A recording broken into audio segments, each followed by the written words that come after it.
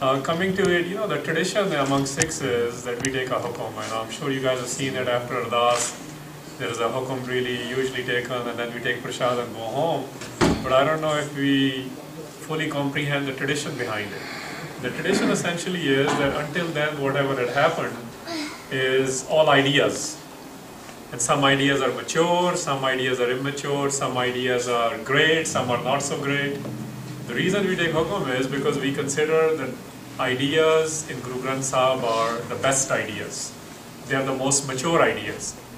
So one of the inspirations we want to bring into all our lives, kids, adults, in our homes, in our families, in our gurdwaras, is let's give special focus to what the hukum is. Because that's the Guru's idea. That's the perfect idea. And my personal habit is, you can't have Guru Granth Sahib everywhere with you. I travel a lot, so I usually in the mornings just look it up and see what the Hukamnama of Darbar Sahib is. And you can have Hukamnama from anywhere. And I try to sort of apply what is it saying to me.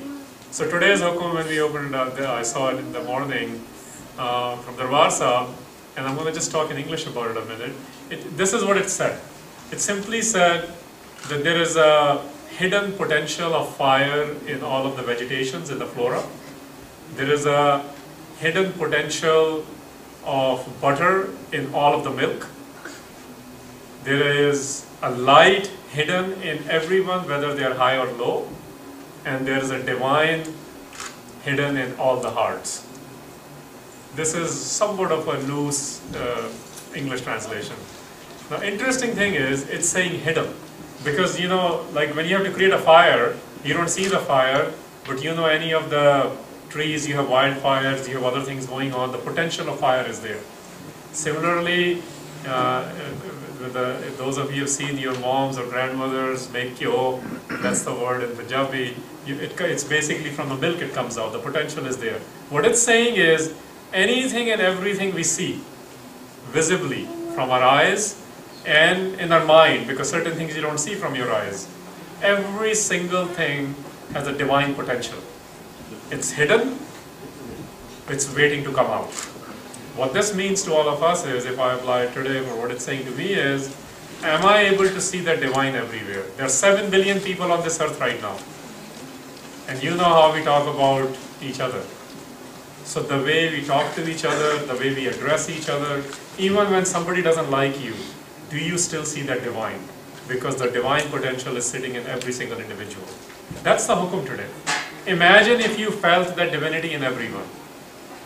The way we talk to that individual, the way we approach life, the way you talk to other students in your class, in your home, your moms, your sisters, whatever it is. People who don't like you, people who hate you, even how are you able to see that potential, the good, the divine potential in them? That's what Guru is asking us to think about.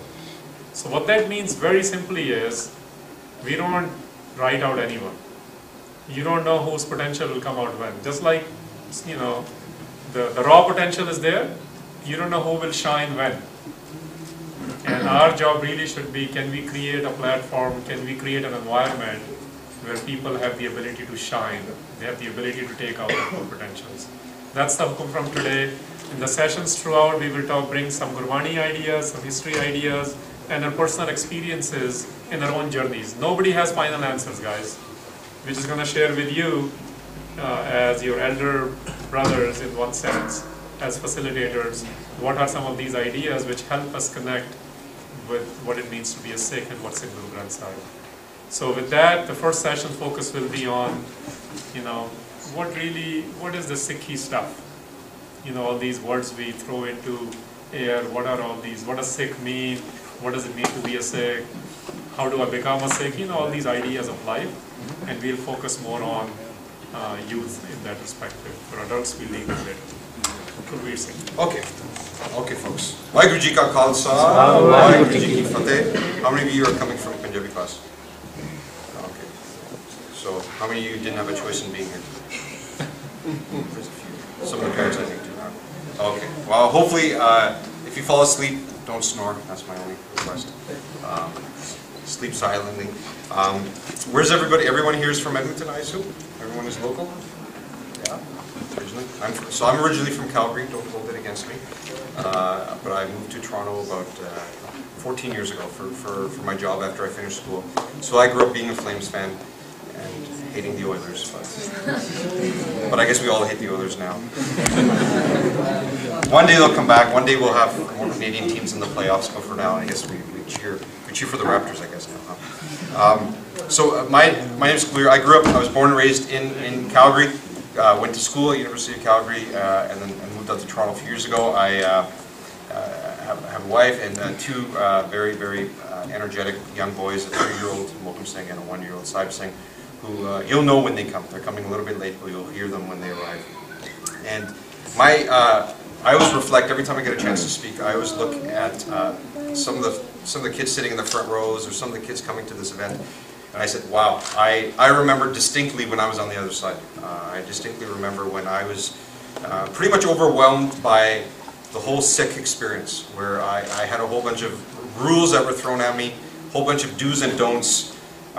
Here's, if you do this, good things will happen. If you don't do this, bad things will happen. Those kind of things, and I was very confused. I kept my hair always, but I was, what's the point of it? What use does Sikhi have in my life? And thankfully, my journey has brought me to a point where I feel very comfortable in my own skin, very comfortable with Sikh identity. And what I want to share with you is a little bit of the thoughts of my journey of how to fall in love with your Guru, how to fall in love with Sikhi. And I speak to that a bit. But first of all, if you look back, and we look back at the history of Sikhs, about the only thing, if you look at, go back 200 years, about the only thing a Sikh was guaranteed was a painful and cruel death. If you became a Sikh, you were probably going to be tortured to death, you were probably going to be murdered, you were probably going to be financially ruined. All your assets, your farm, your house, all that stuff was going to be taken away. You were going to have to live in jungles, you're going to have to live on horseback, fighting the state, and your family was probably going to be devastated. Your parents were going to be harassed, your kids, your family, you're probably a good chance your offspring may not live. It was absolutely a situation of oppression, of genocide, of full-out war against the state. But yet, here we are. A couple of hundred years later, we're here. And there's hundreds of thousands of Sikhs in Canada, millions of Sikhs around the world. And despite every hardship that Sikhs faced then, they still chose to become Sikh. They still chose to stand up and say, I want to align myself as a Sikh of the Guru. Why? We talk about today, the hardships we face today. Life is so hard, and we think, oh, this is a really hard path. Well, no one's putting a gun to our head right now. We're not facing the same oppression, discrimination, racism at the level that it was. But just think about what the deal that Sikhs had made with their Guru then versus the deal we make with our Gurus today. So we look at our lives today. What do we spend most of our time? We spend most of our time pursuing wealth, health, happiness, peace, right? This is the stuff that drives us. We go to school so we can get a good job, so that we can have lots of money, so we can be comfortable in life. ਅਸੀਂ ਆਰਾਮ ਭਾਲਦੇ ਆ, ਸੁੱਖ ਭਾਲਦੇ ਆ, ਸ਼ਾਂਤੀ ਭਾਲਦੇ ਆ। ਅਸੀਂ ਮੰਗਦੇ ਕਿ ਸਾਡੇ ਬੱਚੇ ਹੋਣ, ਉਹ ਵੀ ਸੁੱਖ ਸ਼ਾਂਤੀ ਨਾਲ, ਉਹ ਵੀ ਪੜ੍ਹ ਜਾਣ. Yeah, we want them to be sevadars, help in the community, but what we really want is for ourselves. Right? We want to take care of ourselves and lead a happy life, right? This is what we're all looking for, this happiness and this peace. And then also at the same time, though, we spend most of our time consumed with instant gratification, right? We always want the next iPhone, right? We always want the next iPhone, the next Xbox, go on the next vacation, the next new car. Oh my God, did you see the new 5 Series coming out, right? This kind of thing. Did we see the new this? The new thing. We're always looking for the latest trend. I realized I'm not fashionable anymore because I don't roll up my pants like I saw all the hipsters on White Avenue yesterday doing, right? So we're always trying to catch up with the latest trends, the latest fashion. And we're distracted by all that stuff. And we're impulsive to all these things in life, and we're always looking for more. Our house is never big enough, our cars are never fast enough, we never have enough friends, enough vacation, enough zeros in our bank account. And this is what drives most of us. This is what we spend most of our life doing. But when we're Sikhs, and most of us think we're pretty good Sikhs, so we have the same relationship we have with Sikhi that we have with all the other relationships. We become transactional, right? How many of us, I did this first, my mom always say, jab is the part karke school jaye then test pass ho jaye, right? This is what we say, part karke jao school, and Babaji's going to take care of everything, right? We have this relationship that we try to create, which becomes transactional. Babaji, let me get through this. Gurdwara visits always spike right before final exams, right? Right? Because we go to Gurdwara because we're looking for, Babaji, please help me with this test, right? Just let me get through this, and I promise I'll be good Sikh. But we create this relationship with Waheguru with our Sikhi that is transactional. And it's pretty ritualized. As in Nepal, this is why we love Akhand Paths. We're never there for the Akhand Paths, but we feel that's the right thing to do. We feel if we do this kind of external displays of Sikhi, that's what is going to impress our Guru. So we really need to think about, well, is that what's going to impress our Guru? And we need to think about the relationships we're creating, because what we're doing is we're putting I first, or me first, or my family first, and I'm creating a separation. Biju was talking about the divinity that we see within everybody. But we don't see that divinity in anybody. We don't do Vandke Shako, we do Shakke Vando. Right? Eat as much as you can, and then share what you have with the rest, right? Share the scraps. Rather than, let me give away everything that is needed and be satisfied with what's left at the end for me. Right? So we've created these walls between ourselves, with our family, with our community, with other individuals, and we've created this wall between us and Waheguru. Waheguru's out there, right? I think many kids growing up now, everyone watches The Simpsons? I think The Simpsons have defined God for many people. Who's the God in Simpsons? It's that father figure with a long white beard walking along the beach with Homer? This is what we think of God, right? God is this father figure in the heavens, this Zeus type person that's out there. And this is who we're trying to appease. We're trying to make happy. There's God out there, because if we do the right things, God will be happy and we'll get happiness, we'll get sukh, we'll get heaven, whatever that happens to be. So we've created separation. And one thing I think we need to recognize is that there is no separation, right? And we'll talk about that in a second. But we live this life of duality we've created, this life of separation between us and others. And in Gurbani that's called dubada. Double-mindedness, right? When there's us and them, we've created this ego of I when we know there's not. There's just one. There's just Ek Onkar, but we have this separation. And and I'll use some lines from Gurbani, usually from Japji Sahib, where a lot of this is Give Kude Tutte Pal. This is Give Satyara Hoye Give Kude Tutte Pal. Satyar is pure, but Give Kude Tutte Pal. Pal is a kand. Kud is rubbish, garbage. What we've done is we've created the separation between us and everybody else. And we set us first, me first. And we've created these, and we've put so much time into these relationships. We have relationships with everything. I have relationships with my gadget, an unhealthy relationship with my gadget. Relationship with my stuff, my clothes, my family. How many of those are going to be there a year from now? How many of those things are going to be there 10 years from now, 20 years, 50 years from now? We need to recognize that every relationship we have in life is temporary. In a way, it's false. That doesn't mean it's not genuine. It doesn't mean we don't love our family members. It doesn't mean that we don't have relationships with our family, our kids, our parents. But we have to recognize that all these things are temporary. Everything is going to go away. Every relationship, no matter how sincere, is going to fall apart one day, whether you want to or not. Those parents are going to be gone. That spouse is going to be gone. Those kids are going to be gone. They may outlast you, they may not. All those friends are going to move on. All those clothes, that house that you bought that was so cool 20 years ago now seems tacky, right? All those things are going to be gone. So we recognize that everything is temporary, but yet we're all slaves to them. We buy a new house and we spend 8 hours a day cleaning our house. We're a slave to the house. Ask any teenager who buys a new car. Not a new car, it could be an old car. How many hours a day does a guy spend washing, cleaning, waxing his car? Right? Our bodies, how much time do we spend taking care, not just taking care of our bodies, but trying to perfect our bodies? But recognizing that all of that is going to go away. So if all of that is going to go away, then what's left? What is a relationship we can cultivate? What is something we can cultivate in our life that is such? True, but the other definition of such is eternal. That thing that is always going to be there. What is that relationship that's infinite? What is that relationship that is going to be there no matter who else in the world is there for us or not? And this was the promise of our Guru. This is the path of a Sikh. Is that a Sikh is a learner, is someone on this journey, is someone who's trying to connect with something bigger than themselves. And our Guru has given us a way to rise above this ordinary existence and become extraordinary. They've given us that secret of that extra.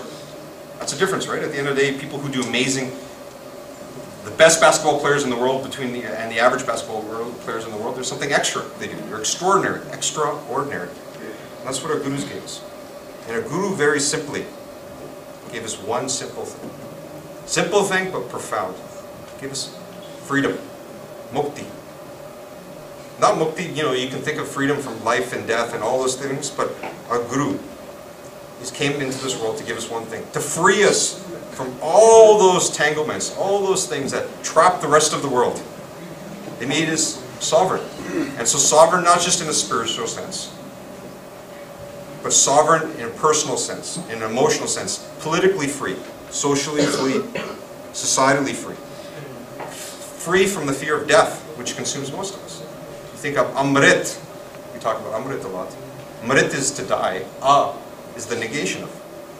So that fear that the world is consuming the world. What happens when I die? How am I going to die? Oh my God, that's such a miserable end. Guru made that irrelevant.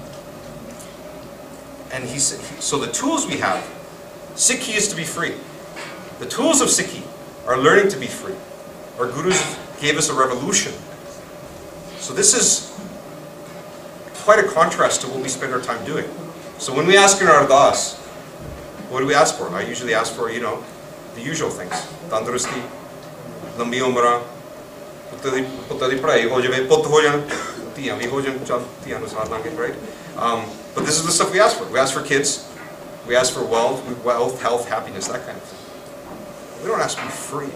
Our wishes are, you know, and at the end of the day, you get what you ask for. Jesse, naam dan isnan, seva simran vaste, edi ja chaje. If we start asking for these things, rather than asking for the things we do, imagine what can happen. So if our guru is there to make us free, or give us the energy and the effort to be free or die trying. There's a line that you guys should learn. Bagi ja Badsha. This was the state of being of Sikhs. Ratan Singh Pang. Bagi, what does anyone know what Bagi is? It's a great song. Bagi. What is Bagi? Which one? Come on, I'm going to pick on you. So you're the only guy. Anyone? Bagi? You don't know? Rebel.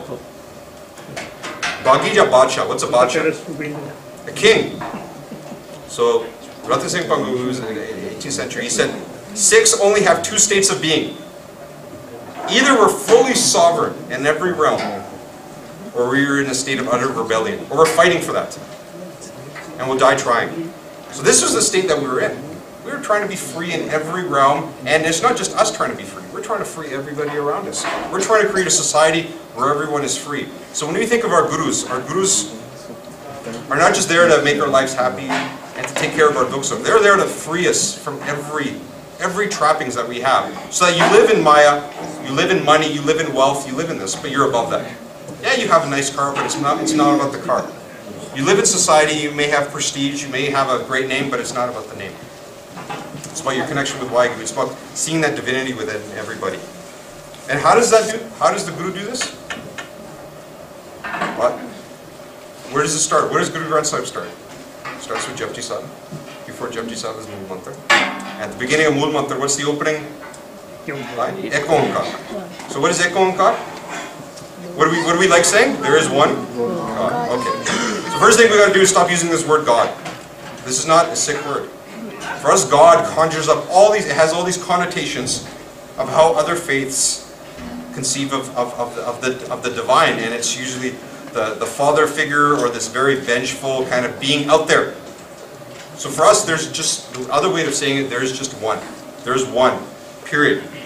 So in Sikhi, Waheguru is an attribute of Waheguru. Is a name we have for God, for the divine. But it is beyond definition. And the amazing thing about Ek Onkar is our Waheguru is the creator, created the creation, and resides within the creation. So for us, there is no difference. God is not out there. God is not here. God is everything. Nirgun and Sargun. It's universal, but it's also very personal. And the most amazing thing about that is that oh my body, this divine spark that's out there is also within you. And that's how you came into this world. So that divine spark of the universe, of the cosmos, and you look at the galaxies, and you look at the universe, and you think of everything out there, and you think of all the power and the wonder and Carl Sagan looking at the little pale blue dot and everything around in the world, and you say, that's out there, but you know what? That same divinity, that infinity that created all that, actually is within me. I am that. So we often say, Vaheguru di Sifta Karo, right? You sing the praises of Vaheguru. That often comes up in Vaheguru. Why do we keep saying the praises of Vaheguru? Does Vaheguru have such a big ego that we need to praise Vaheguru? Because the praises of Vaheguru are the attributes of Vaheguru. But at the end of the day, if the Jyot of Vaheguru is within us, who are we? Who are we? We have that divine spark within us. So when we talk about Moolmanta, and we talk about Karta Pork, the most creative being, well, we want to reflect on the creative being that created the entire universe and cosmos, but say, how can we be creative in our own lives?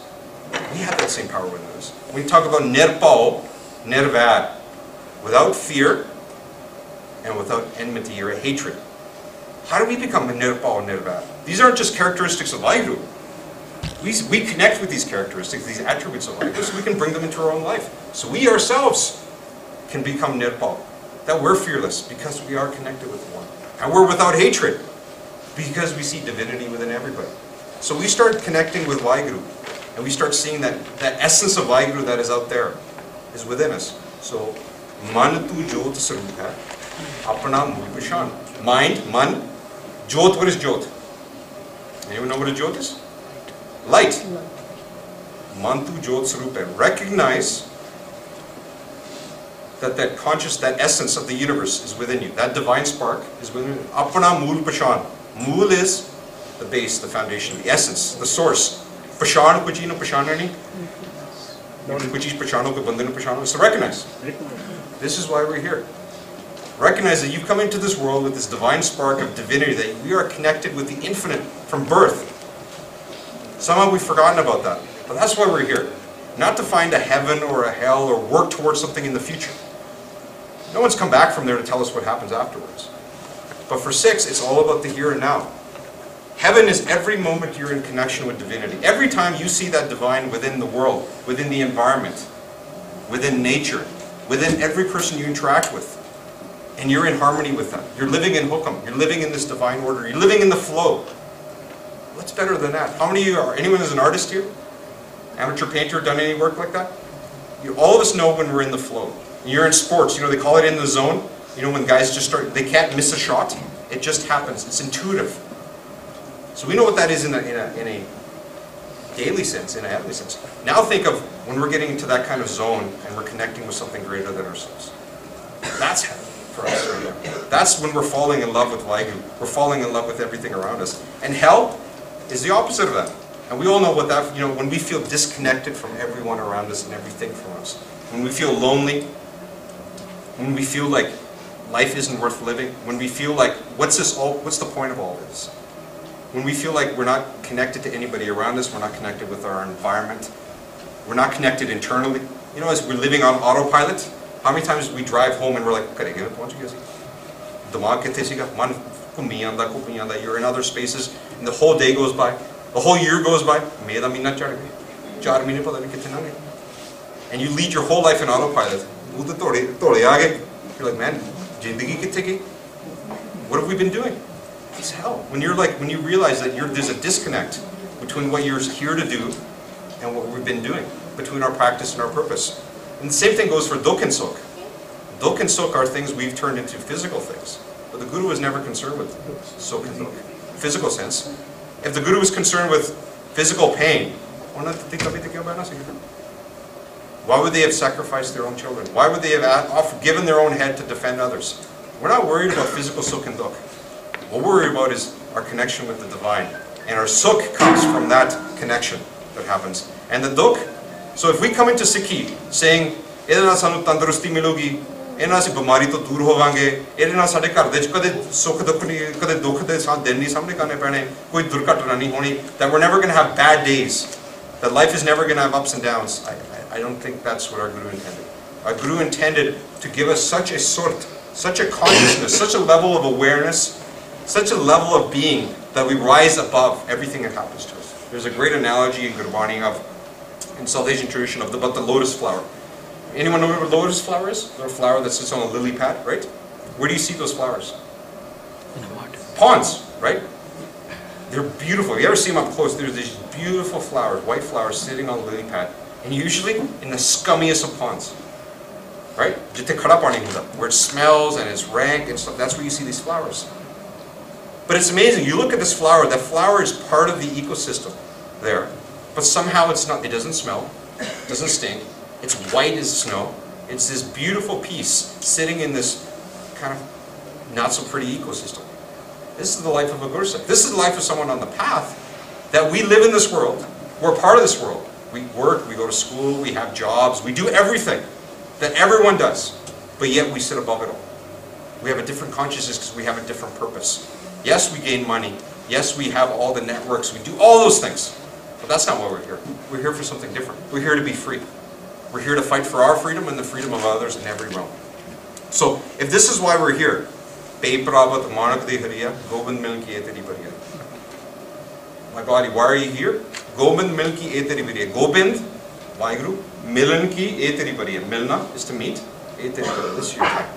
So Guru does not care what you've done up until this point. So many traditions say, well, your sins carry with you. And we say that too.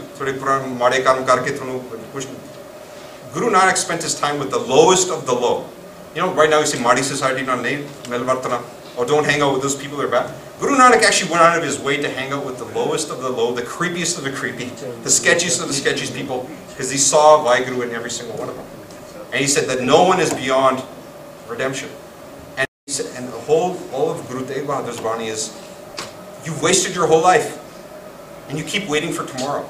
Now's your moment. So how many of you say, "Jino koi gal nahi, jo bade ho gaye si wo path puja da time hoga aayega." Ki pata jo kal da hona. One of the Sakhis of Guru Nanak says, how confident are you in your life? You know, someone says, I think I'll make it into next year. Someone says, I'll make it into next month, into next week. Guru says, this breath has gone out. Yes. I don't know if this breath is coming back. So why am I wasting my time? Amazing things will happen. Look what happens, if you want to, one of the coolest experiences is meeting, it's one of the most powerful experiences, meeting someone who is terminally ill. So if you meet somebody, heaven been in your family, but meet somebody who has cancer or something like that, where they still have their full cognitive, they still have their thinking, but they know they have limited time, they have no time to waste. They have no time for BS. They get to the point. They know exactly what their purpose is. They know I have this much time left, and I got to get this stuff done. This is what Guruji is saying to us. Because every day you celebrate your birthday, that's great. You say I'm 1 year older. You should think about, you know what? That's another year you were given. That's 1 year off your list. What do you got left? Swasadi Punji. There's a saying, you've been given this many breaths. Everyone knows the day they came into the world. No one knows the day they're going to be gone. So, what are you waiting for? Now's the time. And how do we connect? So, give kude tutte paal. This is the point. It says, give satyara hoye kude tutte. Give satyara hoye. Satyar is pure, is authentic, is genuine. So how do I become genuine in my relationships? How do I become concise and clear on my purpose?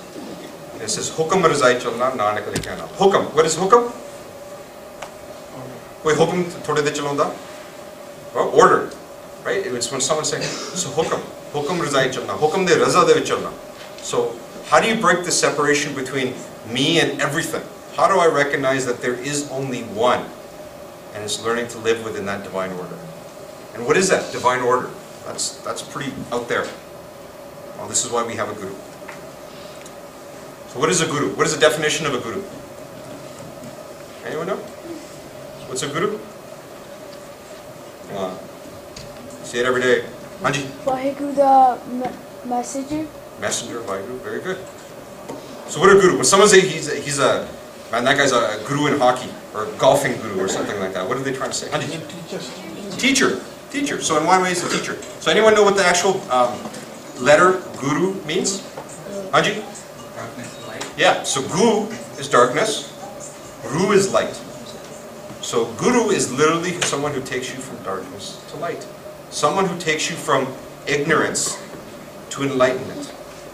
So guru is somebody who takes us from wherever we are, whatever point we are in our life, and helps us along this journey, and gives us the tools, the thoughts, the processes to actually help understand what this hukam is and to actually help connect with the divine. Now, at the end of the day, there are many paths to this divine. So we are not a chosen people. We are not the only ones that are trying to connect with this divine. But for us, if we're Sikhs of the Guru, then our Guru is our coach. And one of the best ways to help, the way I have a relationship with my Guru at one level is that of a coach. So, how many of you play sports? I hope. Is this the obese generation? Okay, good. People still play sports. If you think in a sport, everyone has their natural talent, right? Everyone has a certain amount of abilities. If you're a track and field star, there's a certain amount you can run. And, you know from birth you've been a fast runner. But eventually you'll get to track and field competitions and you're going to start maxing out. Why? Because you don't have all the tools, you don't have all the techniques. If you're naturally brilliant, some people are absolutely born with being the fastest people in the world and they may do it. But more often or not, you're going to have to pick on a coach. You're going to have to take on a coach that is there saying, I'm here, and a coach is someone who sees more potential in you than you see in yourself, and is going to help you realize it. So when you find a coach, and anyone who's in sports has a coach, what's a coach's job? The coach's job is to make you the best athlete possible. And the coach isn't always the nicest guy or girl, right? The coach is going to be hard on you on some days, nice to you certain days. Certain days they're going to work you really hard, and certain days they're going to encourage you. It's the carrot and the stick they use with you. And many times, you don't know what the coach's real intentions are, but you trust your coach. And you have one coach. You can't be on the Oilers and the Flames at the same time. You can learn from other hockey teams. You can watch them. You can watch the play reels and learn from them, read all the books. At the end of the day, if you're going to be on a team, you have to be on the team. And the team doesn't mean I just get to put on a jersey and walk around looking like a part. I could put on an Oilers jersey, I'm pretty sure no one would think I'm an Oiler. Right? It's pretty obvious. It's actually what I do and how I follow. So if we say a coach is our Guru, then the act of being a Sikh is listening and following the message of our coach. Because what is our coach going to do? Well, our coach is someone, our Guru is someone who's actually gone through this journey. So remember I was talking about the attributes of Vaheguru that we talk about. Those of you that do Job Sahib, there's 199 stanzas in Job Sahib that basically describe attributes of Vaheguru. Obviously Vaheguru is beyond description. No one's ever been able to put their hands around Vaheguru and say this is Vaheguru, because everything is Vaheguru, but they're attributes of Vaheguru. And what a Guru is someone who has who's got to the point where they are connected with Vaheguru. And they've taken on those attributes. So when we say Nirpal, Nirvad, they have become truly fearless and without hate.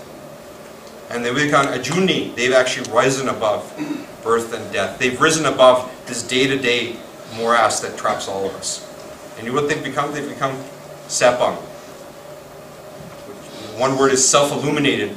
Better way we think about it is sovereign, standalone.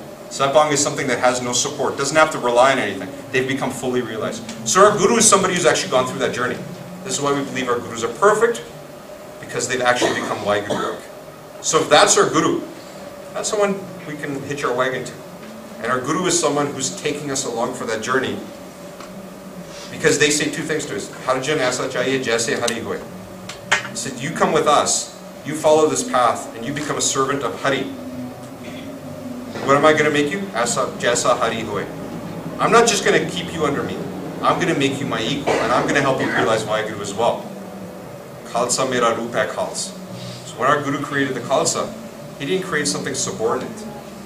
He said, I'm going to create an entity that if you're willing to die, you're willing to put your life on the line, you're willing to cross this line, I'm going to teach you how to live. The amazing thing about Khalsa is the first thing he taught us how to die. If you know how to die, then you can figure out how to live. And Guru Tegh Bahadur said, if you have nothing to die for, then you have nothing to live for. So we got us to that point, connected us with the Khalsa, which is helping connect us to Vaheguru. So I think of Guru as my coach. I have a relationship with my Guru, one of love. Not of just worship and idol. You know, you can actually buy idols of Guru Nanak now, right? That's what we got to. We do puja of Guru Nanak, as opposed to falling in love with Guru Nanak. Having conversations with Guru Nanak. This is why Gurbani is so important to us. Imagine you pick up somebody's autobiography. Imagine you pick up their journal of their innermost thoughts when they are most connected with the essence of who they are. This is what our Gurus did. Gurus were in that moment of bliss, connection with the divine, and they happened to have a pen and composed Gurbani. So this is why connecting to Gurdwara is very important for us, because this actually allows us to understand that connection with the divine, and how to realize it, and what that moment must be like, that moment of Anand. What real happiness, Anand, you know, happiness with a capital H, not the happiness we try to find in the cotton candy crime. So one thing we need to take away from you, and I'm getting kind of almost done, is start to think about the relationship we want to cultivate with our Guru. And we really need to understand, because the relationship we have with our Guru is the relationship we're going to have with our Sikhi, and what we're going to bring into our lives. So there's a quick video, if you don't mind showing. It's just a quick poem, it's in Punjabi, and it's a reimagining of Nanak. Not the Nanak we see on our walls, which is the very pious, old man, kind of chubby Nanak, which is very all-knowing, omniscient, very like soft pola pola Nanak, but the Nanak that actually walked 30,000 miles around South Asia and brought a revolution.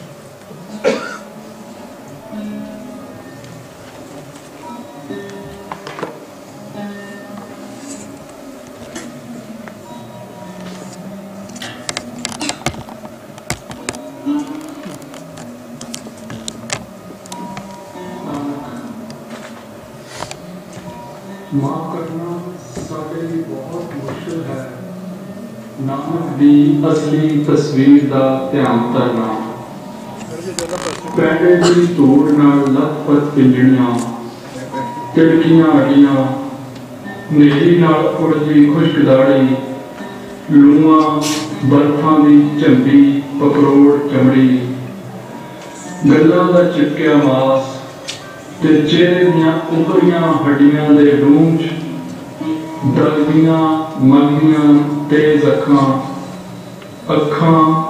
ਜੋ ਪਰਿਵਾਰ ਨੂੰ ਸਰਕਾਰ ਨੂੰ ਤੇ ਹਰ ਸੰਸਕਾਰ ਨੂੰ ਟਿੱਚ ਜਾਣਦੀਆਂ ਬਹੁਤ ਖਤਰਨਾਕ ਸਿੱਧ ਹੋ ਸਕਦਾ ਹੈ ਸਾਡੇ ਲਈ ਅਸਲੀ ਨਾਨਕ ਅਜਿਹੇ ਨਾਨਕ ਦਾ ਅਸੀਂ ਧਿਆਨ ਨਹੀਂ ਕਰ ਸਕਦੇ ਜੋ ਘਰਾਂ ਨੂੰ ਉਜਾੜ ਸਕਦਾ ਨਿਆਣੇ ਵਿਗਾੜ ਸਕਦਾ ਕਿਸੇ ਕਾਬੇ ਵੱਲ ਪੈਰ ਕਰਕੇ ਪਰਿਕਰਮਾ ਵਿੱਚ ਲੇਟਣ ਲਈ ਉਕਸਾ ਸਕਦਾ ਲਿਹਾਜ਼ਾ ਲੱਤਾਂ ਤੁੜਵਾ ਜਾਂ ਲੱਤਾਂ ਵੜਵਾ ਸਕਦਾ ਤੇ ਹੋਰ ਵੀ ਬੜਾ ਕੁਝ ਗਲਤ ਕਰਵਾ ਸਕਦਾ ਮਸਲਨ ਅਸੀਂ ਮਜ਼ਹਬੀ ਜਿਨ੍ਹਾਂ ਦੇ ਤੋਤੇਪਨ ਨੂੰ ਨਾਪ ਸਕਦੇ ਹਾਂ ਮੈਡਾਂ ਨੂੰ ਮੋੜਨ ਦਾ ਮਰਿਆਦਾ ਨੂੰ ਤੋੜਨ ਦਾ ਐਲਾਨਨਾਮਾ ਛਾਪ ਸਕਦੇ ਹਾਂ ਅਜਿਹੇ ਖਤਰਨਾਕ ਨਾਨਕ ਤੋਂ ਬਹੁਤ ਚਾਲੂ ਹਾਂ ਅਸੀਂ ਸਾਨੂੰ ਤਾਂ ਚਾਹੀਦੀ ਹੈ ਖੈਰ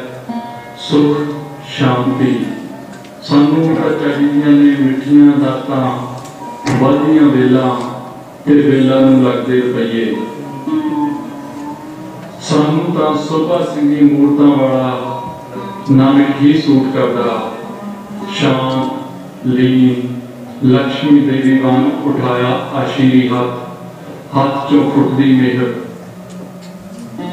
ਅੱਖਾਂ ਤੋਂ ਡੁੱਲ ਡੁੱਲ ਪੈਂਦੀ ਕੋਮਲਤਾ ਸੰਨ ਸਿਲਕੀ ਸ਼ਫਾਤ ਦਾੜੀ ਗੋਲ ਮਟੋਲ ਗੋਲੀਆਂ ਗੁਲਾਬੀ ਗੱਲਾਂ ਫੇਰਨ ਨਰਮੀ ਸੁਰਖ ਟਿਪਸੀ ਹੋਣ ਮੁਲਾਇਮ ਜੈਮਨੀ ਪੈਰ ਕੋਲੇ ਬਾਰ ਦੀ ਹੱਥ ਪੈਗੰਬਰੀ ਵਸਤਰਾਂ ਦਾ ਏਰੀਅਲੀ ਨਿਹਾਰ ਸਾਡੇ ਇਹਨਾਂ ਘਰਾਂ ਦੀਆਂ ਕੰਧਾਂ ਤੇ ਨਾਨਕ ਦੇ ਸੋਭਾ ਸਿੰਘੀ ਚਿੱਤਰ ਹੇਠ ਟਿਕ ਸਕਦੇ ਰਾਹਾਂ ਨੂੰ ਰੱਖ ਕੇ ਤੁਰਨ ਵਾਲੇ ਖਤਰਨਾਕ ਨਾਨਕ ਦੀ ਅਸਲੀ ਤਸਵੀਰ ਦਾ ਭਾਰ ਸਾਡੀ ਕੋਈ ਕੰਧ ਨਹੀਂ ਚੱਲ ਸਕਦੀ ਮਾਫ ਕਰਨਾ ਅਸੀਂ ਮਰ ਮਰ ਕੇ ਬਣਾਏ ਘਰ ਨਹੀਂ ਢੋਣੇ ਮਸਾਂ ਰੱਬ ਤੋਂ ਲੈ ਜਾਣੇ ਹੱਥੋਂ ਨਹੀਂ ਗਵਾਉਣੇ ਅਸੀਂ ਅਸਲੀ ਨਾਨਕ ਦੀ ਤਸਵੀਰ ਦਾ ਧਿਆਨ ਨਹੀਂ ਕਰ ਸਕਦੇ ਮਾਫ ਕਰਨਾ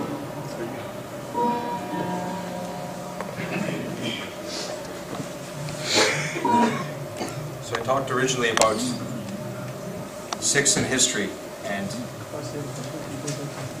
the sacrifices they were making to become a Sikh. And you think of the Nanak that they connected with, the Guru Gobind Singh that they connected with. When you took Amrit, everything changed. Your name changed. Your family changed. Your birthplace changed because it was seen as a new birth. Your political affiliation changed. Your occupation changed. Your mindset changed. Your political allegiances changed. You became absolutely a new person. You're transformed. It was a revolution. And it was a revolution that had no requirements in terms of your caste, your creed, your color, your gender. All it was a willingness to submit. And the irony was that in that submission, you would find freedom. Guru Gobind Singh Ji was very simple. He goes, if you want to learn how to live, let me teach you how to die. Because if I can teach you how to die, then you have no fear left. Then no authority will, you won't be afraid of authorities. You won't be afraid of losing your money, your house, your cars, your kids, all the things that keep everybody else up at night. Irrelevant. Because you're here for something much bigger. You're here to change, transform not yourself, but transform the world around you. So this was the premise of Sikhi. So when we talk about Sikhi and its relevance today, we think about everything that's happening in the world around us. The role we need to be playing as Sikhs. Not just about arranging our own affairs, but the role we need to be playing in global affairs. So we need to be worried about human rights, not just in our own community, but what about human rights in other communities? What's happening with our First Nations here in Canada? What's happening with Aboriginal communities around the world? What's happening with marginalized communities in all parts of the world? What's happening with women in all communities? These are things that Guru Nanak was cared about. Guru Nanak didn't sit around wondering what time we got up in the morning. Guru wasn't worried about how big the star was, what color it was, how big our kirpan was, or whether you were wearing one or not. Guru cared about what your intentions were and what your actions are. Looking like a Sikh is irrelevant. Acting like a Sikh is important. Even more important is thinking like a Sikh. But the place to start is loving like a Sikh. And that starts with that concept of Ekonkar. So this was the journey that our coach, our Guru, took us on. And he says, if you want freedom, like I said before, ironically, if you want freedom, freedom comes through submission, following what the Guru says, comes through discipline, Rat, the way of the Guru, the path that we've been given. Binderpal saying the Kathavajik has a line, he goes, मैं ओ आज़ादी नहीं चाहता जो मैनू बर्बाद करूगी मैं सगा ओ रहत चाहता जो मैनू आज़ाद करूगी because I don't want this freedom that's going to destroy me. And you see people who have too much freedom, people who just are wild all over the place. It's destroying. Go to Vegas for a weekend and you'll figure that out. Too much freedom. So what we actually want is a lifestyle, a way of life that actually sets us free. That's the wrath that gives us that freedom. We want freedom through service, connecting with Vaheguru and everybody else. That's Seva, contemplation, Simran, and then love. So the transformation is on two levels. There's the inner transformation that we need to go on, and then there's the outer transformation. The inner transformation is one where we start connecting with Vaheguru, we start seeing Vaheguru in everybody and everything, and we recognize the game that's afoot. Recognize that we're actors on a stage, and we've been given these plots, we've been given these lines. We're here and seeing above it. It's kind of like the Matrix. Most of these kids are too young now. The Matrix, when you start seeing the Matrix, the world is just this web, this program that's been created, and that it's actually just a game, and we're above that game. And we start conquering those forces that take over our lives. So in Sikhi, we have our 5 forces of Kam, Krodh, Lobh, Moh, and Ka. Lust, anger, material attachment, attachment to people, and pride. These are our kind of vices. Those vices are, in Sikhi they're often said, well, well, those are actually the 5 forces of life. So what we need to do is bring those into control. So those things control us right now. Our lust controls us, our ego controls us, our pride controls us, our attachment to our possessions controls. We need all of those things, but we actually need to be in control of them. And that's the inner journey we go on. The other thing we go on is Gavya Sunya Manrakiyapa. This is the path for us. This is connecting with Shabda Guru.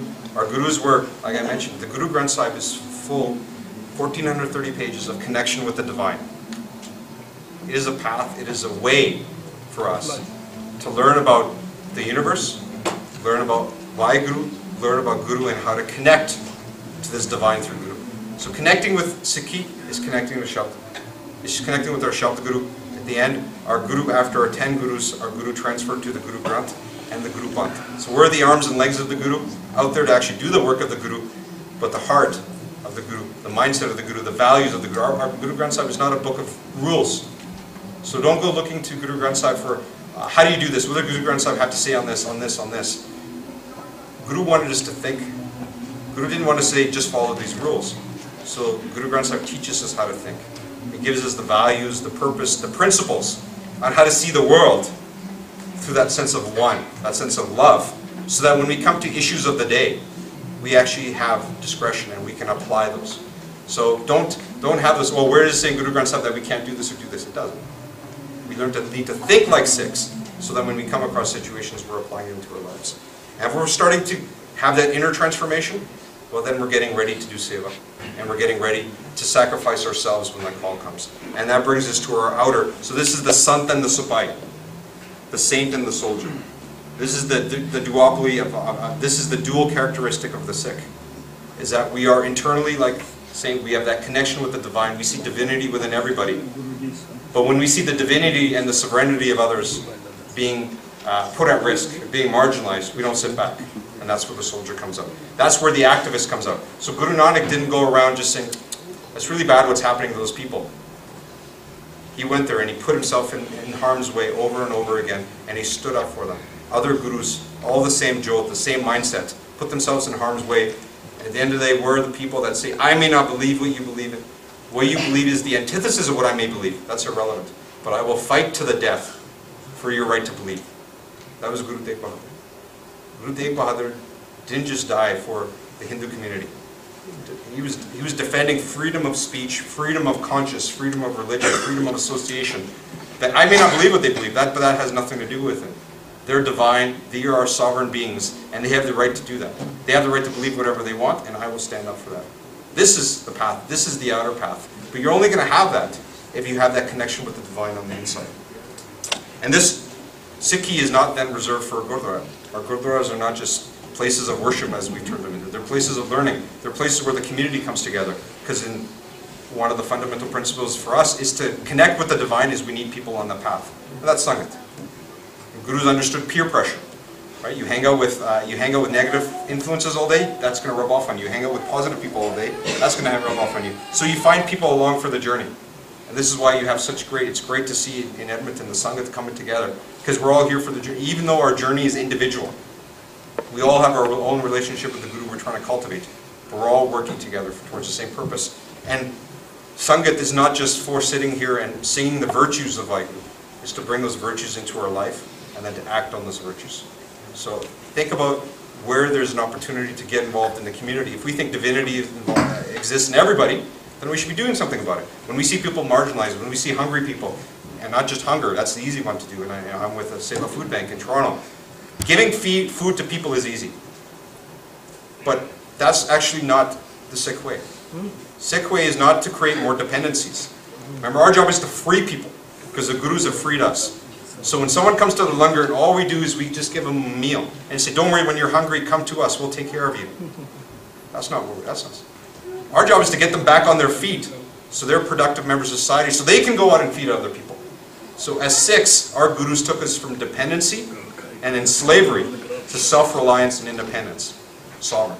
And this is what we need to be doing. So as a Sangat, we engage with the rest of the world. We should be thinking about where can we free people who are marginalized? Where we can give people a voice for the voiceless and help people get their own rights and empowering them. The whole thing is about empowering Sikhs. We're not just empowering Sikhs so we can all have more gold in our Gurdwaras, right? We like doing that. Or we can just have more cars, more money, all that stuff there, or we can feel at peace. You finding divinity doesn't do me much good, doesn't do the world much good. What have you done for everybody else? What have you done with your life? Every day in an ansar. Krishna says, oh my body, what have you done with this life? What are you doing for yourself? What are you doing to connect with the divine? And what are you doing to help others along the way? So anyone who talks about Sikhi and politics, anyone who talks about saying this is, we need to get politics out of the way. Yes, we need to get infighting out of the Gurdwara. We need to get all the dishonesty and all those things that are happening there, the soap opera stuff. But if politics is about creating a future and creating a world in which the divinity and the sovereignty of every individual is being recognized, that's the kind of politics we need. But that is politics that is driven by our spirituality, driven by love. And so we need to question, yes, we engage with political figures, yes, we engage with the community around us, but let's understand our purpose.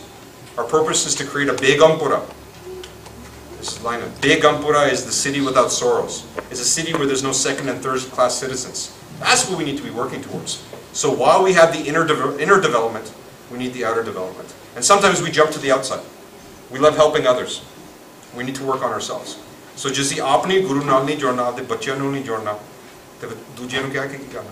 So this is, you do good work, and then you be seen to do good work. You engage with the community. And I haven't said much about the kakars, about our physical identity. And I know this is where most of our conversations start. I actually want to end there. Because, like I said at the beginning, like I said earlier, if we're worried about looking like Sikhs, and we all have our definitions of what it is to look like a Sikh, and that's our ultimate tool of judgment, and we're focused on identity, rightfully so. Sikh identity is essence of who we are, and the physical is very much important to us. We don't divorce ourselves from that. But that's where it ends. Sikhi is cultivated from the inside out. We start connecting with that Ekko Ankar. We see that divinity within everybody. We cultivate that sense of love in our families, in our communities, with every individual. That love influences how we think about the world, how we think about politics, how we think about community and relation affairs. That influences our actions. And if our actions start becoming connected with Sikhi, we're connected with Guru in our heart, then in our mind, then in our hands, then the physical will take care of itself. So, people, Sikhi on the outside or the inside, irrelevant. Inside out. So, if all you have is you look the part, I can look like an Oilers fan. I can look like an Oilers player all I want. But if I don't have the training, the discipline, the connection, the coach, all those things on the inside that make me a real player, then the outside isn't going to do anything. Yes, the outside is important. I can't be on the team. I can't be recognized in the community. I can't be an ambassador for the community if the external is not there. And those kakars there are not, and we put a lot of significance in trying to explain where our kakars and kakars, and we say these have special significance. We've given a lot of function to, the kirpan is for this, the kashad is for this, and those are all there. We all need to come up with our own relationship with those kakars. But Sikhi starts and ends with love. Jin prem kiyo tani prab payo. Only those that have learned to love have been able to connect with the divine. And so when my guru, my coach, who I love, says, I have these gifts for you. I want you to wear these so that you are constantly connected, physical reminders of your connection to Vaheguru, then I don't question those. In my life, not Gurmat, but I wear a wedding ring, right? And the wedding ring is a declaration that I make to the world, that there's someone in life who I am on this life journey with. And it doesn't have any form, doesn't have any function, it's not worth that much money. But for me, it's a sign of the love I have in this world. That's how I think of my kakars. That's how I think of my relationship with my guru. My guru is my ashik, it's my buddy, my friend. I have a dialogue with my guru in every level, in the shabd, in the history, in the physical guru. And when that guru said, you know what, if you want to fall in love with me, and you want to court me, and you want to go on this path, then these are the gifts. These are the artifacts. I want you to wear these, I want you to display them, and each of these, you're going to develop your own relationship with each of these kakars, and that's going to take you along on the journey. But that's going to be something very personal, and it's nobody's business. That's the relationship to have with the Sikh identity, is that it's out of love. You ask the average kid, many boys, you say, why don't you cut your hair? They'll say, I want to cut my hair, but I don't cut it because I'm afraid my dad will kick my ass, or I'm afraid my mom will cry her eyes out, right? So what keeps us in Sikhi right now? It's keeping us in Sikhi through fear and guilt. There's no room for fear and guilt in Sikhi. Nirbhau, nirvad. We don't do anything from fear and guilt. We don't do that to our enemies. We don't even have enemies. So, if that's the way we're trying to connect people with Sikhi, we're not going to get very far. ਧੱਕੇ ਨਾਲ ਤੁਸੀਂ ਕੁਝ ਨਹੀਂ, ਕਿਸੇ ਨੂੰ ਕੋਈ ਚੀਜ਼ ਨਹੀਂ ਕਰਾ ਸਕਦੇ. ਧੱਕੇ ਨਾਲ ਤੁਸੀਂ ਜਾਨਵਰ ਨੂੰ ਨਹੀਂ ਕੁਝ ਕਰਾ ਸਕਦੇ ਤਾਂ ਇਨਸਾਨ ਨੂੰ ਕੀ ਕਰਾਓਗੇ? So, ਪ੍ਰੇਮ ਦੀ ਗੱਲ ਆ, ਪਿਆਰ ਦੀ ਗੱਲ ਆ. This is about us, relationship with our guru, with our Sikhi, and falling in love with Sikhi. At the end of the day, we say, how are we going to transfer Sikhi from one generation to the next? And for the young people, and you're saying going through life, you want to learn about Sikhi, you want to research Sikhi, you want to study Sikhi, you can do all these things up here. That's not even half the equation. It starts from the heart. Cultivate a love for Sikhi, a love for Seva, for Simran, for Barney, for Varna. Everything will start taking care of itself. Last point I'll make is there's a story of Sakya Guru Harai, where the Sikhs went to Guru Harai and they say, you know what, we've been on this journey, Guruji. We're doing everything you say you're doing. You're our coach. And we're doing all of the actions that you want us to do. And we're reading Gurbani, we're connecting with the Shabd, we're connecting with the word. How do we know that we're actually clicking? How do we know there's a change happening? And there's a line that's attributed to Guru Harai where he says, "Mithi lagi tre ki bani." That day that Barney, that Shav, that Guru, that Sikhi starts becoming mithi, sweet to you. The day that Sikhi stops becoming a chore and stops becoming the vegetables and starts becoming the dessert. When you don't come to Gurdwara because you're forced to come here, but you say, you know what, I have a little bit of time, let me go to Gurdwara and connect with Kirtan, let me go do some Seva. When in the morning, when your part isn't the things you do so that you can go do everything else. Your part becomes the things that you actually look forward to when you've done everything else. So we need our connection with our Gurdwara. Our Sikhi is not what we earn in order to have something good. We do everything else good, so we actually have the time to connect with our Sikhi. So remember, Sikhi is the reward, not the effort. And the day we start connecting like that with our Sikhi, the entire relationship with our Guru changes. Our entire relationship with our universe, our community, our people, our friends start changing, because that's when we start bringing that Ekonkar, that oneness into our lives. So I'll pause there. I don't know how I am on time. Q&A, so I'll pause there and then we'll take questions. Waheguru Ji ka Khalsa. Waheguru Ji ki Fateh. Comments, questions, suggestions? You have questions? Frustrations? Okay, you guys. Hesitations? I only saw a couple people sleeping, that's good. When people sleep, I just talk louder, that's my fault. Any? If you guys don't have any questions you want to ask publicly, you can come up to Ranger and ask. Or any comments, reflections, you don't have to say any.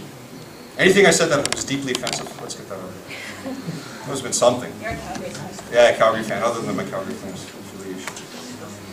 Okay, so I don't want to take too much time. At the end, oh, Hanji. Like how you said that it's irrelevant to, like wear clothing that symbolizes us as Sikhs, but then you said that we have to wear kakars. That does not make sense. That we say that what we wear doesn't? Like you said that how we wear, we have to symbolize that we're Sikh, right? It's unrelevant. Yeah. But it's relevant to think that we're Sikhs and do stuff that that like, make us Sikhs, right? But then you said we wear kakars. Yep. So it's a bit of a contrast, right? Because you say at the end of the day, Guruji is really concerned with your intentions and your actions, and not so concerned with the way you look and how you dress, all those things. That's true. So Guruji doesn't care how expensive your suit is when you bring to Gurdwara, or how fancy you're dressed. And we spend so much time cleaning ourselves to come to Gurdwara, we spend less time cleaning our minds when we come to Gurdwara, right? But the kakars are in a different space. The kakars are a declaration that we make to our Guru and our world. That we've stopped dating. You know, when you know how many of us, when you hit your late teens, early 20s, I'm not talking about the real world dating, you'll hit this point where you start dating different philosophies. You'll start, let me see what Buddhism has to offer. Let me see Christianity, Hinduism, meditation, yoga. We'll do all those different things. And everyone explores. People will explore, I wonder what communism, socialism, nihilism, or the Occupy. That's the age for when you're trying different things. And Sikhi, that's like that too. People have had different degrees of a relationship with the Guru. At the end of all that, Amrit is not given to babies for a reason. Amrit is received by people who are at a conscious age where they make a decision to cross the line and say, I am now wedded to my Guru. And I'm done dating. I'm done the casual dating. I've tried out everything else, and you know what? I like that, I like that, I like that. At the end of the day, you're my Guru, and I submit myself to you. Sikhi is not about our mat. It's not about our consciousness. It's not about us saying our intellect is what's going to rule the world. It's actually saying, well, I don't really know anything. So most of us, when you come to Guru, and that moment where you really connect with the Guru is that when you matatek, why do we physically touch our head on the ground in front of the Guru? What are we doing? When we matatek, what are we doing? We're lowering ourselves, and you're dropping your head in front of the Guru.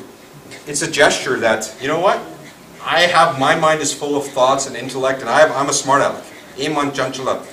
I got lots of chitraya. I got lots of intellect. I have lots of things that I know I can game the system, beat the system. But when I'm matatek in front of Guru, it's saying, you know what? None of that's working out for me.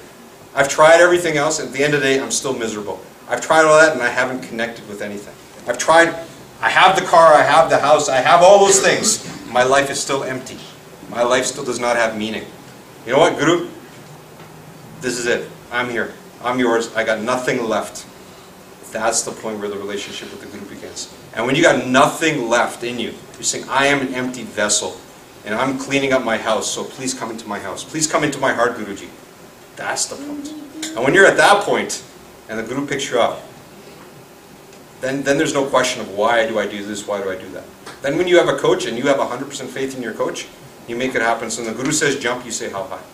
And the relationship you cultivate with the Guru around the kakars and around the identity is saying to the world that I am a part of this. I am a part of this movement. I'm a part of this crew. I'm a part of this team. It is funny, 200 years ago, if you wanted to rebel against society, you became a Sikh. It used to be, oh my God, if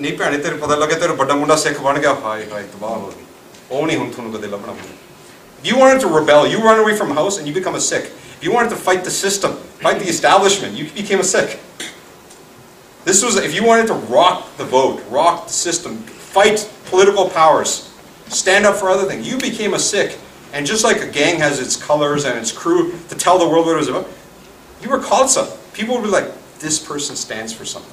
And you walked around with that expectation, and you were ambassador of the Guru. So when someone says, I see someone with the star, I see someone with the kakars, you know, used to be up until 50 years ago, a Sardar would walk onto a train, and everybody would calm down. Everybody would be chill. You're like, what? You know what? A Sardar's here? Okay, cool. We're going to be safe. That was what we rise ourselves up to. And so this is we're at a point now where our kakars, these are things that we shy away. You know, we want to fit in. What's that saying? Why try to fit in when you're born to stand out? This is what we need to get ourselves to. We were born to stand out. We're born to stand out like sore thumbs in an audience. So that when there's 100,000 people and they see the Sardar right there, they're like, you know what, we can count on this guy for something. We can count on this Sikh. And it was interesting. This is one of the biggest learnings I've had about, you know, there's a resurgence of Kaurs who wear the stars now. And this is a really nice thing. And I always, growing up, I was always like, when I was at this stage of, I wanted to fit in, and my judo was too big, and I was like, why do I have to stick out, all this stuff. And I looked at my sisters, I said, oh, they have it easy. They don't have to stick out. They can just fit right in because no one knows they're Sikh. They can just kind of blend in. And then I started seeing girls wearing the stars. And it was one of the most amazing experiences. We had the conversation. They're like, well, why are men the only ones that are allowed to stand up in the world and say, we are Sikhs of the Guru? Why are men the only ones when they walk into a room saying, this guy is a Sikh of the Guru? We want that same feeling. And I had never appreciated that before. And it made me a little bit embarrassed about why I was trying to hide my Sikh. And it was amazing. And so when I see a Sikh woman in the star, fighting, you know, the establishment and Punjabi culture and mainstream culture, I said, wow, this is someone who's trying to tell the world what they stand for. And that's hard, because then that's the bar we're trying to reach. And that's tough too, as we're setting expectations. But this is the Guru. Guru says, I'm trying to lift you up, not trying to bring you down. I don't want you to fit in. You guys were born to be something so much bigger than what you are right now. Let's try connecting with that. Anyway, went on a bit of a rant, sorry. Anything else? We'll move on. I think we're towards our time. Haji Viji. My question is that most of the kids ask, like, why we can't cut the ears if we can cut the nails? Yeah. At the Yeah, you know what? If you're going to get into, so here's a funny thing. Shakespeare, you high school kids, you're going to start reading Shakespeare. And there's a line in Shakespeare, I forget which play, it says, where there's love, there's no need for logic. ਜਿੱਥੇ ਪਿਆਰ ਦੀ ਗੱਲ ਹੁੰਦੀ ਆ ਉੱਥੇ ਕੋਈ ਨੁਕਤਾਚੀਨੀ ਨਹੀਂ ਕਰਦਾ ਨੁਕਤਾਚੀਨੀ ਉਹ ਕਰਦੇ ਜਿਨ੍ਹਾਂ ਨੂੰ ਜਿਹੜੇ ਦਿਮਾਗ ਨਾਲ ਗੱਲਾਂ ਕਰਦੇ ਦਿਲ ਨਾਲ ਨਹੀਂ ਗੱਲਾਂ ਕਰਦੇ ਜੇ ਤੁਸੀਂ ਗੁਰੂ ਨਾਲ ਗੱਲ ਕਰਨੀ ਹੈ ਤਾਂ ਇਹ ਤਾਂ ਦਿਲਾਂ ਦੀ ਗੱਲ ਆ ਜਾਂ ਹੁਣ ਮੈਂ ਕਕਾਰ ਦੀ ਗੱਲ ਕਰਨੀ ਹੈ ਕਿ ਦਸਤਾਰ ਕਕਾਰ ਚ ਨਹੀਂ ਆਉਂਦੀ ਆ ਜਾਂ ਕਿਰਪਾਨ ਵੱਡੀ ਜਾਂ ਛੋਟੀ ਜਾਂ ਹੋਵੇ ਜਿਨ੍ਹਾਂ ਨੇ ਨਹੀਂ ਪਾਉਣੀ ਉਹਨਾਂ ਨੇ ਕੋਈ ਬਹਾਨਾ ਲੱਭਣਾ ਹੀ ਆ ਪਰ ਜਿਨ੍ਹਾਂ ਨੇ ਪਾਉਣੀ ਉਹਨਾਂ ਨੇ ਕੋਈ ਮੁਸੀਬਤਾਂ ਚੱਲ ਕੇ ਉਹਨਾਂ ਨੇ ਪਾਉਣੀ so you know we can have things about the hair the case and lots of people have great explanations and facial hair protects you from the radiation of the moon and all that stuff. So, at the end of the day, I'm in love with my Guru. And this reminder, you know, every day that I'm trying to connect with my Guru, I look at myself in the mirror and I say, you know what? Who am I? I look at everything I've been able to accomplish in my career, in my last story, I was in Elko, I used to work for a mining company, got to travel all over the world. And I was in Nevada, in this small little town in Nevada, 5:30 in the morning, standing at the airport, half asleep, trying to get on my plane. and a guy puts his hand on my shoulder. He goes, "Kulvir, how's it going?"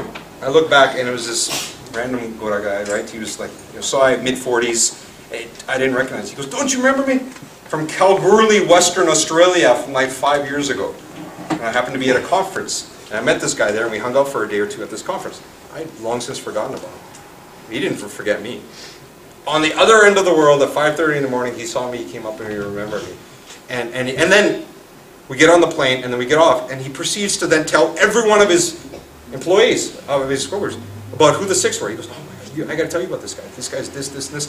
The chief commander of NATO, I was at a dinner, and this is the commander of NATO, Afghanistan, all the forces of NATO in Afghanistan. And we're at a dinner, and he's sitting about 3 away from me. I shake his hand, very senior guy. And halfway through dinner, he leans back, he goes, "You're Sikh, right?" I said, "Yeah." He goes, "Oh my God, let me tell you about you. You guys are amazing." And he proceeds to tell this dinner table of like CEOs and senior guys about who the Sikhs were. He goes, "Every time I have a Sikh in my forces, I stop worrying. The Sikhs going to take care of things. Every time when we're on the ground in Afghanistan, the Sikhs do such great work, on and on and on." And I'm like, "Eh, the manu janda nahi. He doesn't know me from anything. But yes, sare de mure vadiyai ho rahi hai. Magar vadiyai meri nahi ho rahi. Vadiyai guru di ho rahi hai. Te dekho, main ki kita main thodi ek do cheezan dhar liya. My roop, baro hi roop le le, andro ki badale sada. Par inne ke naal mainu kitte te kitte babe ne pahchada, right? So this is what happens when you fall in love with things. Amazing things. You get put into these places where this huge treasure trove of Sikhi is behind us, and it's there to support us. And when you walk at Darbar Sahib, my Nanaji always said, walk at Darbar Sahib very gently when you're at the Golden Temple, because you're walking on the heads of the Shaheeds who've given their life, and at every step of Darbar Sahib, someone has laid their life. That's what we've inherited. How many people have sacrificed everything for us, and we can't even bother to explore it. And that's the thing. At the end of the day, every person's going to make their own choice. Sikhi may not be your choice in life. You may say, "You know what, this path is not for me. I have other choices, I have other mindsets." Absolutely. At the end of the day, no one's going to force anyone to do it.